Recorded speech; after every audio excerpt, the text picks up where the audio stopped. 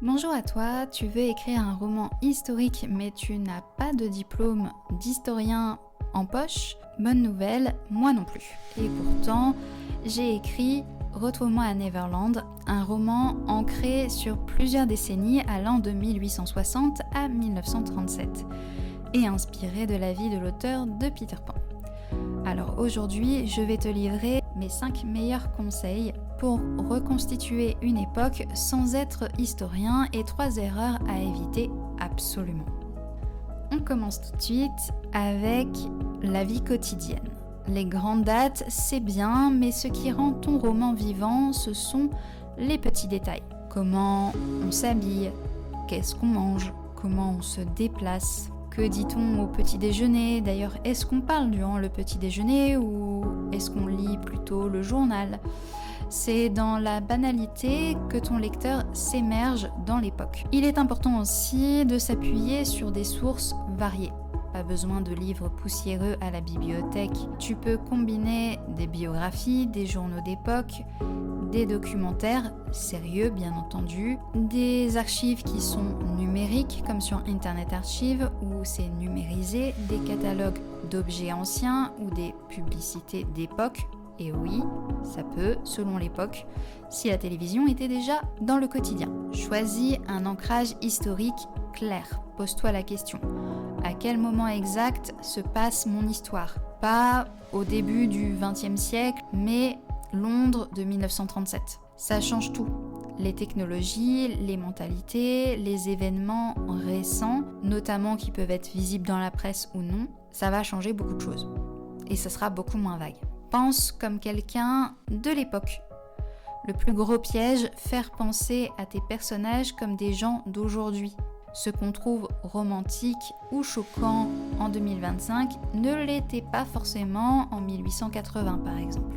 Travaille ton regard intérieur. Que croit-il? Je parle il au pluriel bien sûr. De quoi ont-ils peur? Qu'est-ce qu'ils ne savent pas encore? Garde une part de flou artistique assumé. Tu ne sauras jamais tout, c'est ok. Il vaut mieux une ambiance juste qu'une fiche Wikipédia vivante.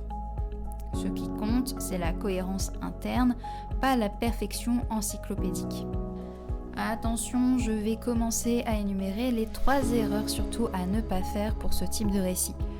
La première, c'est tenter de tout expliquer. C'est un peu relié avec ce que je disais avant. Le roman historique n'est pas un exposé, inutile d'expliquer en détail le fonctionnement des transports londoniens en 1905, si ce n'est pas crucial pour l'intrigue. Voire même, dans mon cas, comme je parlais à la première personne comme si c'était Barry qui s'exprimait, Barry n'avait pas forcément les connaissances en la matière pour se confier sur ce sujet. Ça fait un peu bizarre du coup qu'il pense à la récente nouvelle ligne de métro londonien, si au final il le prenait pas, par exemple. On n'était pas familier avec. Deuxième notion, copier-coller des infos sans recul. Surtout, à ne pas faire. Vérifie toujours tes sources. Les articles en ligne se contredisent souvent. Par exemple, j'ai vu des erreurs grossières sur l'âge de Barry ou la date de la première de Peter Pan à Paris. Pire encore, sur sa taille. J'ai même vu un article, en français en plus, qui disait qu'il était nain, alors qu'il ne mesurait, selon toute vraisemblance, qu'1m61, preuve à l'appui de son passeport. Dans tous les cas, recoupe, vérifie et surtout adapte à ta narration. Trop en faire pour prouver que tu as fait tes recherches. Le lecteur doit sentir l'époque, pas la voir soulignée en jaune fluo. Si on remarque que tu veux montrer que tu sais, tu risques de perdre ton lecteur. En conclusion, tu n'as pas besoin d'être historien pour écrire un bon roman historique, tu as besoin d'empathie, de curiosité et d'un bon instinct de conteur. Et si tu veux voir un exemple de roman biographique et historique écrit sans diplôme d'histoire, je te laisse jeter un œil à Retrouve-moi à Neverland. Et toi, quelle époque voudrais-tu écrire? Dis-moi en commentaire.